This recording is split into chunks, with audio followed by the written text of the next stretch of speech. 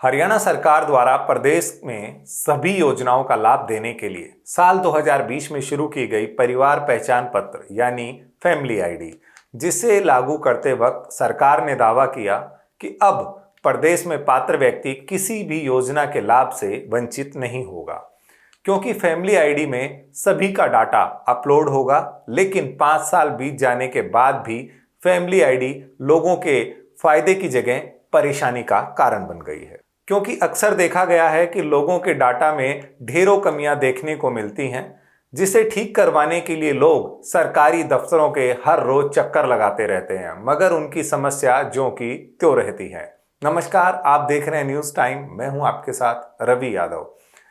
अब इसी family ID से लगभग 100 करोड़ के फर्जीवाड़े की बात सामने आई है। दरअसल हरियाणा में 12,000 से ज्यादा पति पत्नी ने फर्जी तलाक ले लिया ताकि सरकार से मुफ्त अनाज, प्लाट और योजनाओं का फायदा मिल सके। ना कोई कोर्ट गया, ना कोई वकील किया, बस सिस्टम को मात देने के लिए हुआ फर्जी तलाक।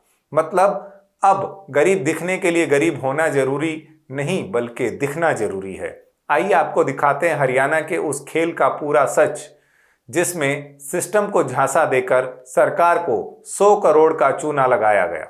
हरियाणा में बीपीएल का दर्जा पाने के लिए 12,000 से अधिक जोड़ों ने फर्जी तलाक दे डाला। इसका खुलासा हरियाणा पुलिस की जांच में हुआ है। ये सब हरियाणा परिवार पहचान पत्र यानी पीपीपी सिस्टम में इनकम रिकॉर्ड के साथ छेड़छाड़ कर किया गया। इन फर्जी तलाकों के दस्तावेजों को कॉमन सर्विस सेंटर के जरिए सिस्टम में अपलोड किया गया और फिर हर पति पत्नी के लिए अलग अलग परिवार पहचान पत्र की आईडी बनाई गई, जिससे उनकी आय 1,80,000 रुपए से नीचे दिखी और वे बीपीएल के पात्र बन गए। इस फर्जीवाड़े का नेटवर्क झज्जर, नूंह, रोहतक, सिरसा जैसे कई जिलों में फैला हुआ था। झज्जर साइबर थाना पुलिस के सीआरआईडी के जिला प्रबंधक योगेश कुमार सहित 7 लोगों को गिरफ्तार किया गया।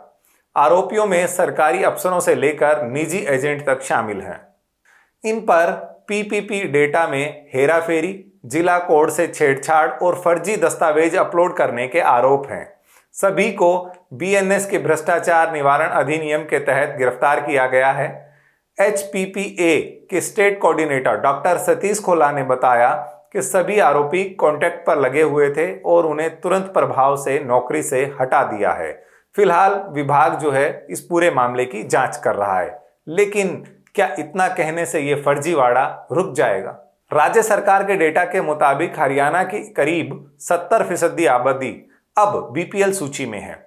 खाद्य नागरिक आपूर्ति और उपभोक्ता मामले विभाग के आधार सक्षम सार्वजनिक वितरण प्रणाली के नवीनतम आंकड़ों से पता चला है कि राज्य में 1,97,20,071 लोग गरीबी रेखा से नीचे रह रहे हैं, जबकि हरियाणा की आबादी 2.8 करोड़ है। सवाल ये उठता है, क्या वाकई राज्य की इतनी बड़ी आबादी गरीब है या फिर ये आंकड़े महज कागजी हैं? बता दें, इस फर्जीवाड़े से सरकार को करीब 100 करोड़ के आसपास नुकसान होने का अनुमान है।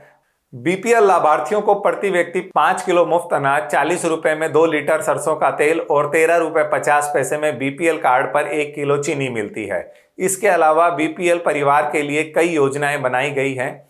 हाल ही में सीएम ने बीपीएल परिवारों को 100 वर्ग गज के प्लॉट आवंटित करने की घोषणा की।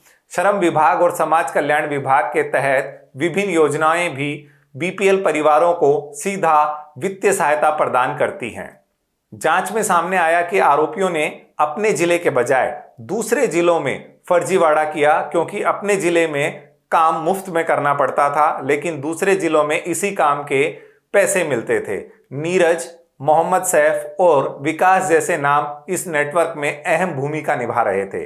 दिलचस्प बात यह है कि अपने गांव या जिले के किसी पीपीपी में कोई छेड़छाड़ नहीं की गई, यानी ये एक सुनियोजित, लाभ केंद्रित और सुरक्षित ठगी थी। बीपीएल के नाम आने का मतलब सिर्फ सब्सिडी नहीं, बल्कि वोट पॉलिटिक्स और जनाधार में सीधा असर। इस घोटाले के बाद अब बीपीएल सूची की विश्वसनीयता पर सवाल उठना लाजमी है। क्या सरकार इस सूची की दोबारा जांच करेगी और क्या ऐसे सभी फर्जी लाभार्थियों से सरकारी पैसा वसूला जाएगा जो उनकी जेब में जा चुका है।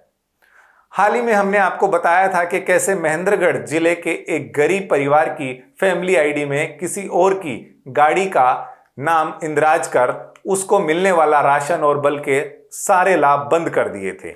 लगातार 3 महीने से सरकारी दफ्तरों के चक्कर लगाने के बाद भी उनका कोई समाधान नहीं हुआ और दूसरी ओर गैर जरूरतमंद लोग जालसाजी कर गरीबों का हक छीन रहे हैं। क्या बीपीएल कार्ड आज जरूरतमंदों की पहचान है या जालसाजों का हथियार? क्या सिस्टम इतना लाचार है कि उसका डेटा आसानी से बदला जा सकता है? इन सवालों के जवाब देना अब सिस्टम की जिम्मेदारी है। आपकी क्या राय है इस पूरे फर्जीवाड़े पर? हमें कमेंट करके जरूर बताइए। अगर आपको वीडियो पसंद आया हो तो इसे लाइक करें, शेयर करें और हमारे चैनल को सब्सक्राइब करना ना भूलें। नमस्कार।